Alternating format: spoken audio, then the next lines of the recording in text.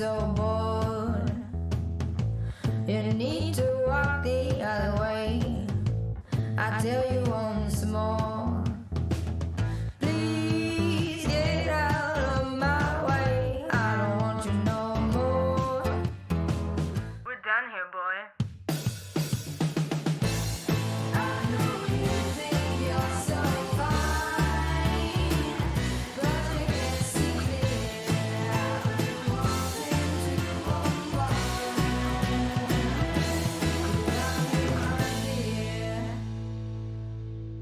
Hello and welcome to Women Leading in Cannabis. I'm your host, Kyra Reed. Thank you so much for joining us. Our guest today is Stephanie Graziano, CEO of Sensi-Media Group. Welcome to the show, Stephanie. Hi there. Thanks so much for having me.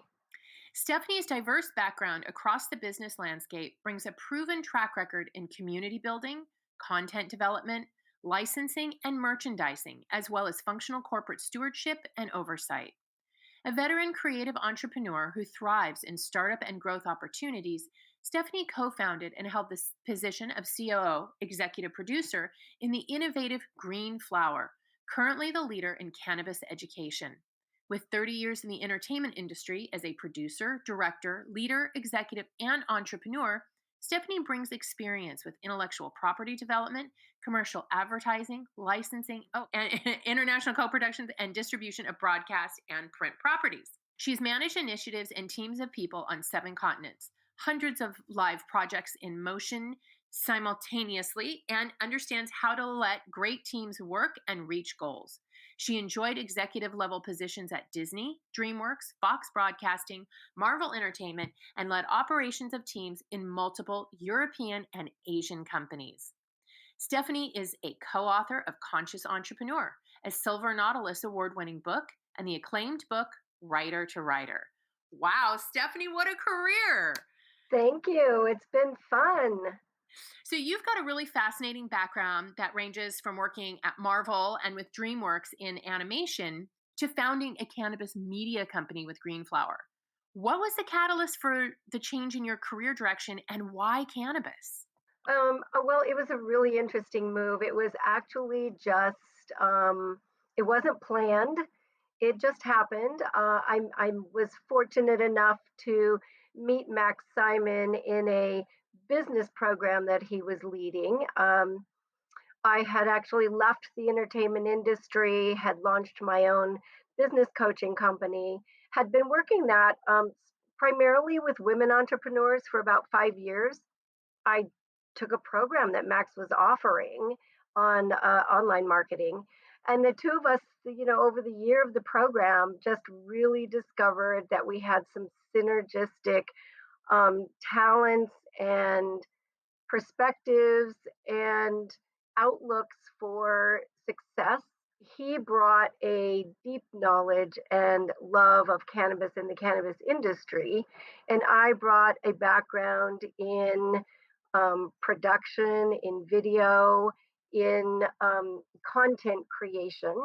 And at one point, we just looked at each other and said, why not? Like, this is something that the industry could really use. I mean, this was quite a while ago. This was 2014.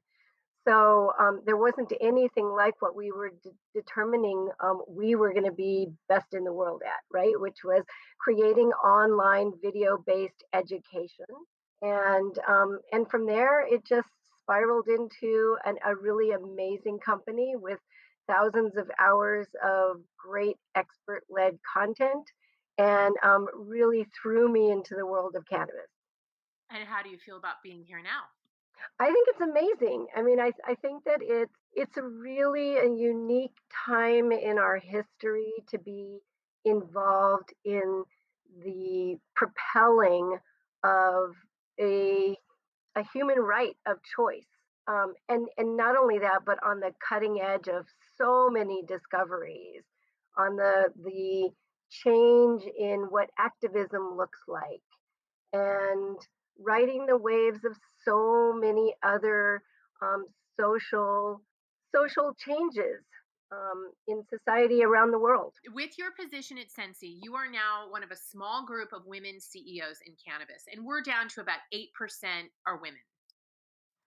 How will Sensi-Media be part of the solution of advancing women and people of color in cannabis from your position and being part of just 8% of women in the entire industry? How are you going to pioneer as a woman CEO in a way that will help and encourage other women leaders to step up and show that women can run a company very successfully? So it's kind of a two-part question. One part is, how are you going to lead Sensi Media in the advancement of women and people of color? And then how, as a CEO, are you going to lead the charge in showing the rest of this industry that women can do this? Um, in regards to the first question, I've been here at Cincy for just a few months now. And one of the things that I've recognized is the strength of the women on this team. It's my goal to not only bring the sensibility that I think women CEOs um, bring to an opportunity of leading a company, but also to share the experiences that I've had as an entrepreneur and a leader and as a woman, and as an Asian woman, in all types of corporate situations as well as entrepreneurial situations. I'd love to be able to share that internally with our teams to help elevate the women who are so strong and so enthusiastic and so knowledgeable about our business and who love the connections that they make with the outside world on behalf of the magazine, to really help mentor them into leadership roles within the company. And I think we've already started to do that. So I've already elevated two women within the ranks to positions that are going to be leading opportunities for the magazine's growth and strength in the industry. And I think that their drive and their perspective is really going to help propel that. When it comes to the industry at large, I have met so many amazing women leaders in cannabis, and I think it's just a matter of opportunity, of taking advantage of opportunity, of taking advantage of innovation that women have a strength in. It's intuitive and on some levels nurturing, it's connected, it's open. I just really feel like the female leader energy is amazing. And the more I can get connected and stay connected with other women in the industry, the more we can nurture and mentor other women, women of all colors, all nationalities, all areas of the industry, all backgrounds in terms of experience. I think the industry is going to benefit from that. The world is going to benefit from it. And I completely agree with you. I talk with women leaders in this space all the time. And when I saw that we have only 8% CEOs in cannabis, it's a hard thing for me to wrap my brain around because I am surrounded by so many incredible women leaders in this space who bring talent and ambition from other industries that I mean, we wouldn't be able to be where we are in this industry without the women who've brought their talents and skills and leadership to the space. So I'm so glad to see you are also seeing the same thing. And I think it's amazing what you're doing at Sensi, especially promoting women from within. That's great. Well done, Stephanie. Thank you for that. Thank you. Yeah, Sensi has been, so let's change the subject a little bit. Sensi's been a part of the cannabis landscape for many years now. How do you see cannabis publishing changing as a whole, and then in particular with Sensi over the next 5 years? It's no longer, the high times version of just images and conversations around cannabis. Sensi really dives in and gets the whole lifestyle perspective of it. How is this going to continue to change over the next 5 years? I really, so I think like many people, Cincy has always been at the top of my list in terms of industry publications. And, when I was so honored when I got the phone call to consider this position. And then ultimately, when I actually received the position, I was excited not only about where Sensi has been and what it's been in terms of my role previously in cannabis, but with the opportunity of what it could actually become, how it develops and how we can even better serve the industry. I love all of the lifestyle that Sensi has always been involved in. It's always shown a very elevated and elegant collaboration between cannabis and other lifestyle. So I think, continuing in that vein, being really creative and innovative in terms of what we bring in terms of conversations within the magazine, certainly more of the expert voices, more women's voices, although we do have a lot of women editors who are writing for the magazine, and I really appreciate that.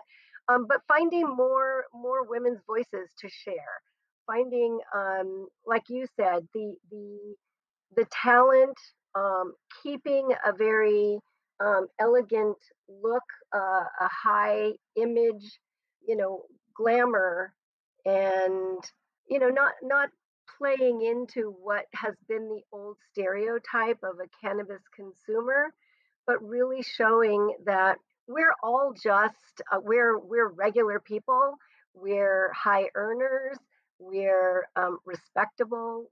I think, we love amazing, beautiful things and experiences, and just continuing to bring that and build even more into the magazine is what I'm looking forward to. And how did COVID change the magazine industry and Sensi particularly? Wow. So that was a big deal. Sensi has been a magazine, but not only a magazine. One of the things that's most important to us about the magazine and all of the things that we do around it is that we really look to build and bring community together. And so, not just the cannabis community, but of course the cannabis community. And we invite, people from outside of the cannabis community to join us as well, because we're all, in this together. We are big event company, and both in terms of on a national level and on a local market level, we really look to support the communities by creating opportunities for them to get together and to enjoy each other's company and to meet and collaborate. We've had so many testimonials about businesses who met at our events, our B2B events, who ended up being in business together. And so that makes us really happy. During COVID, because, obviously we were in lockdown, we weren't able to bring communities together. We had to really shift our perspectives on what our business looked like. We created an online virtual community where we meet now in every market, and it still continues, where businesses can meet face to face via Zoom, who can be separated into individual rooms and collaborate together. You can cross market, you can join virtual connects meetings, across states. You can create mentorships. It's an amazing opportunity that came out of COVID. We also took the magazine digital, which was a really hard decision, but the only decision for the time period of lockdown. It turned out to be really well received, and we learned a lot from doing that. Coming out of COVID, though, we've really, we've recognized that our audience still loves our magazine. They love to have it in their hand. The quality that we produce in our magazine is second to none. And so we've gone now to a hybrid version of digital monthly and printed quarterly magazines. The first quarterly will launch in September, and it promises to be amazing. We've also hybrided our networking and our community opportunities. We're going back to live events in every market, and we're keeping our virtual team meetings alive so that all of our community can meet virtually if they can't show up at the live. So I think a lot of good came out of that time, although it seemed like a really hard time. Now that we're on the other side of it, we really learned a lot.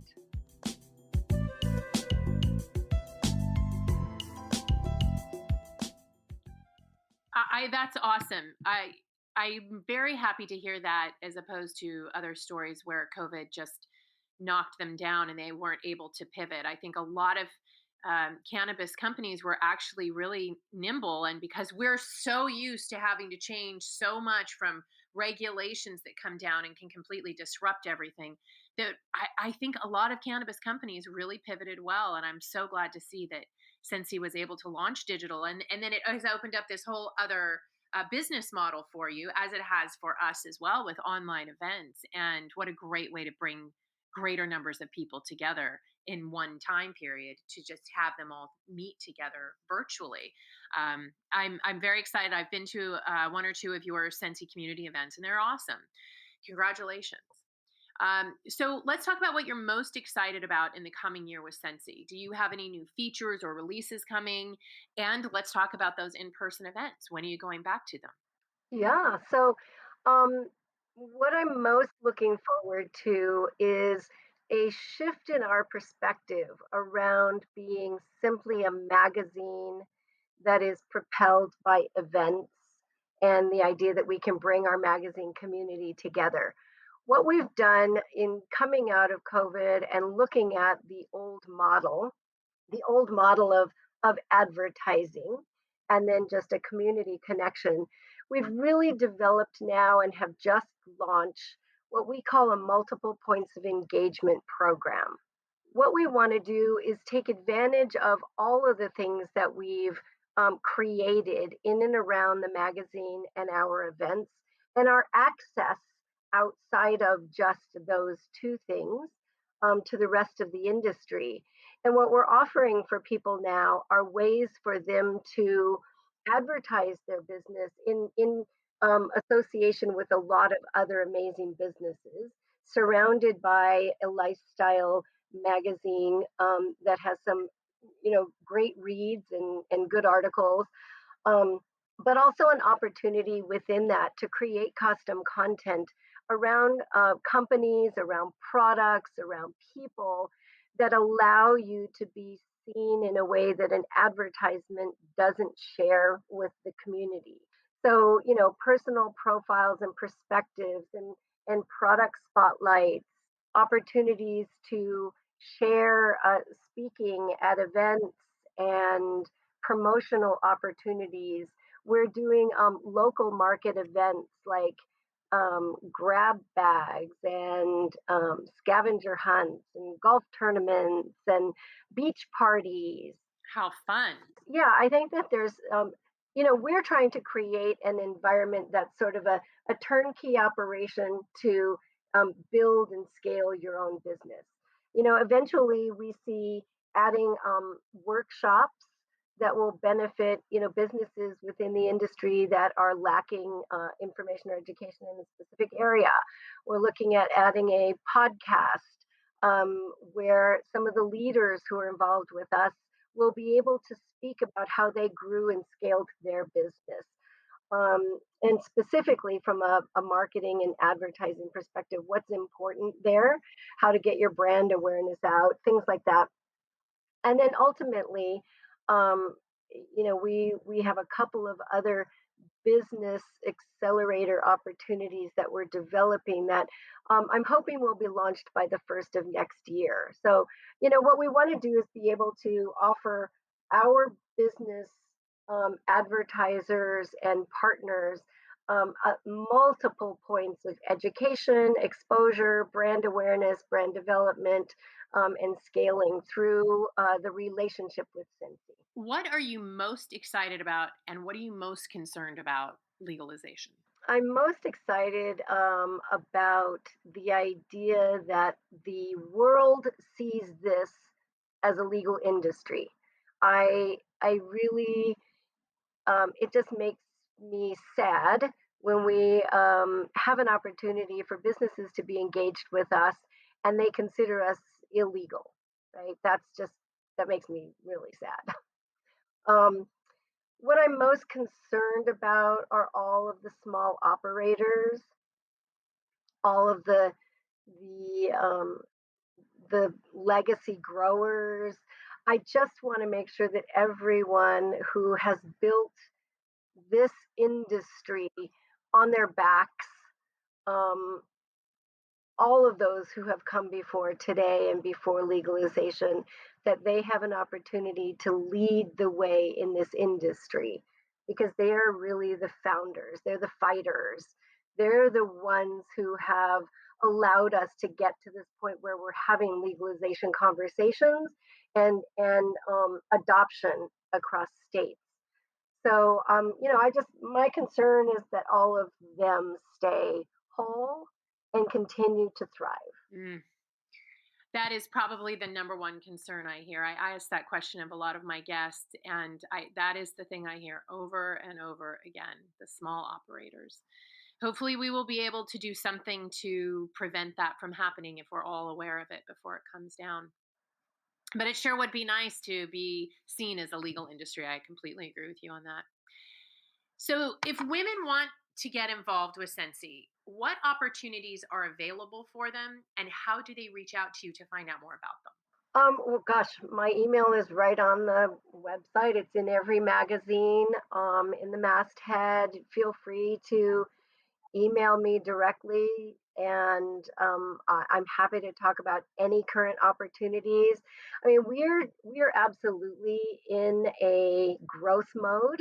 We're looking to launch new states. We always are looking for new sales executives, but we have opportunities in terms of women who are innovating in the industry, women who are designing new products. We look for artful, um, design as well as um, voices. We're always looking for writers. We're looking for storytellers. We're looking for people to interview executives who are doing amazing things within their own companies. I think there's so many opportunities to get involved with us. But I would just welcome hearing from anybody, honestly. I love that. Thank you. And thank you, Stephanie, for your time and for sharing your journey with us today. Ladies, thank you for tuning in. If you haven't yet joined the Women Empowered in Cannabis community, go to our brand new membership portal at women-empowered-in-cannabis.com. There you'll find lots of information on our new memberships for women working in cannabis. You can also find us on Clubhouse as WEIC, where we host AMA rooms with investors and recruiters and monthly open mics to introduce yourself to the community. WEIC is a community that provides resources, connections, events, and content to women working in cannabis in the US, Canada, and around the world where there's an interest in cannabis legalization. We welcome women who are currently working in cannabis or curious about taking a leap into the industry. Consider becoming a supporting member or a supporting business for benefits and access across the network. And join us again for another conversation with smart women in cannabis. And if you enjoy this podcast, join us for a unique virtual leadership summit where we are discussing power and collaboration on July 21st.